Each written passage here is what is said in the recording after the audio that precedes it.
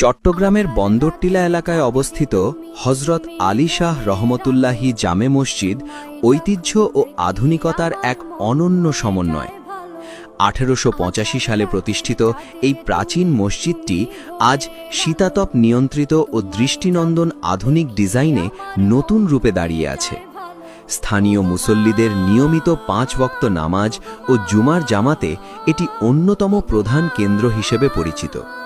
প্রতি শুক্রবার এখানে ধারণ ক্ষমতার চেয়ে বেশি মুসল্লি একত্রিত হয়, যার কারণে অনেক সময় সড়কে বসে নামাজ আদায় করতে হয় মুসল্লিদের।